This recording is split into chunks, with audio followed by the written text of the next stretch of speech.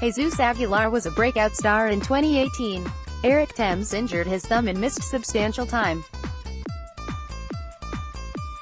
Aguilar took over for him at first base and essentially Korea's version of God got Wally Pipp-ed. Aguilar did not relinquish the job, slashing .274, .352, .539 in 2018. His torrid first half resulted in an all-star appearance, and the understanding that he would be the, no doubt, starting first baseman for the Milwaukee Brewers. Unfortunately, his second half of 2018 was not comparable to his first half. To illustrate, his 2018 first half slash line was .298, .373, .621. His second half slash was .245, .324, .436. Coming into 2019, there was a lot of talk about whether the big first baseman could get back to his first half self. The early indications in 2019 suggest he might be more likely destined for the bench than another all-star appearance. In fact, getting something more akin to what he was during the second half of 2018 would be an improvement. At the time of the writing of this article, Aguilar is slashing .148, .254, .185. He's been dropped into the bottom half of the batting order. And most concerning is that his hard hit percentage for this year is just 30.2% as opposed to 42.6% in 2018. Obviously, the man affectionately known as Zeus could go on a tear and change everything quickly. Yet it is cause for concern, and manager Craig Counsell has to be considering more playing time for Eric Thames. Trying to understand why Aguilar has gone from great to average to bad is frustrating. One way to attempt to understand is to discern areas of difference between when he was great and when he was not. Statistically, a few things stand out. First half of 2018 version of Aguilar had a fly ball rate of 45.4%, ground ball rate of 30.6%, a pull percentage of 48%, a hard hit rate of 45.4%, and home run to fly ball rate of 27%. Compare that to his second half where his fly ball rate was 35.6%, his ground ball rate was 41.1%, his pull percentage was 38%, his hard hit rate was 42.3%, and his home run to fly ball rate was 19%. In Aguilar's first 65 plate appearances of 2019, he is even worse, and it shows in more categories. So far, his hard hit rate is just 30.2% versus 42.6% in 2018.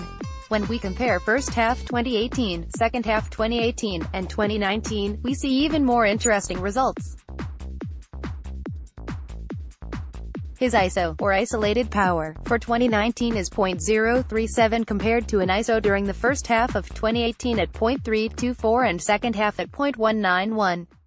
First half of last year resulted in a BABIP of .331 versus second half of .283 versus 2019 of .186. One more interesting thing is his strikeout percentage. He is striking out less in 2019 to 18.5% versus 25.3% in 2018. It seems he is unable to get the ball in the air. It might be the result, at least in 2019, of making more, but less substantial, contact. By the way, he has yet to hit a home run and has only 2 extra base hits. Jesus Aguilar is whiffing a lot less.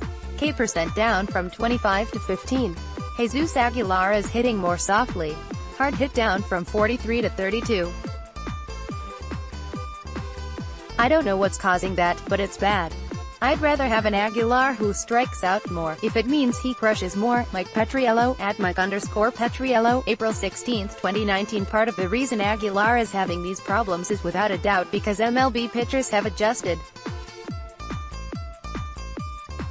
My young colleague Jack Stern wrote about adjustments made by pitchers during the second half of 2018.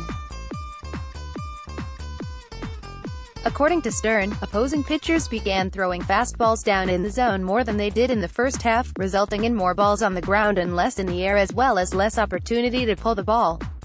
Every hitter that comes onto the scene successfully will have to adjust to the adjustments made to him.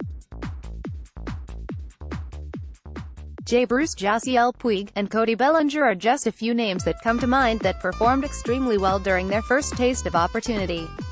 In all three cases, pitchers adjusted, and in all three cases the hitters struggled. Each has achieved differing degrees of success based on adjustments they made. Aguilar will have to do the same in order to remain in the Brewers' starting first baseman. Coming into this analysis, I thought he would need to take an up-the-middle to opposite field approach.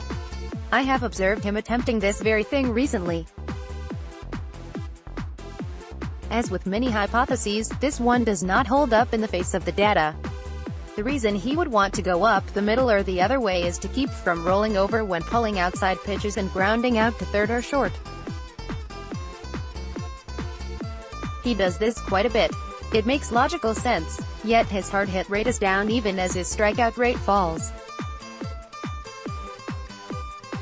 He needs to drive pitches that he can hit as opposed to hitting pitches that the pitcher wants him to hit. Based on the data results mentioned above, he may need to make a few changes. Now, I am merely a writer with some analysis skills. Zeus should listen to his coaches, fellow players, and his experience rather than me. But just in case he reads this, here are my suggestions. Hunt mistakes up in the zone. Look for hanging breaking pitches and fastballs that miss their location. Become a hitter that crushes mistakes. Become aggressive early in counts. Aguilar was one of the best two-strike hitters in baseball last year. That success likely makes him reluctant to do this. However, hunting mistakes means focusing on a place in the zone and attacking pitches that come into it.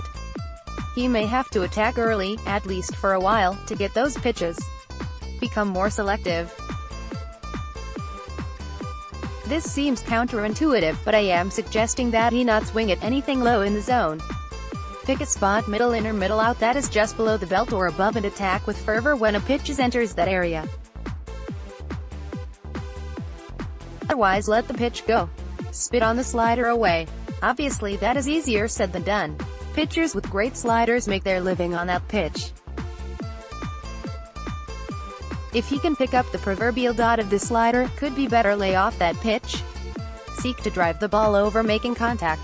I would be surprised if this isn't the goal, but results suggest more contact over hard contact is the reality. That needs to change. Carlos Peña offered insights on MLB Network not too long ago that summarized the approach I am outlining for Aguilar. Jesus Aguilar was one of the reasons the Brewers won the NL Central in 2018. At this point in 2019, his contribution is more detrimental than positive. If it continues, Thames might just take the job back. That said, it is hard not to pull the 2018 breakout performer. As with Christian Yelich's current level of play in the positive, Jesus Aguilar's current level of play in the negative surely can't be sustained. Look for more positive results soon. Baseball statistics courtesy of Fangraphs and Baseball Savant. Let's block ads. Why?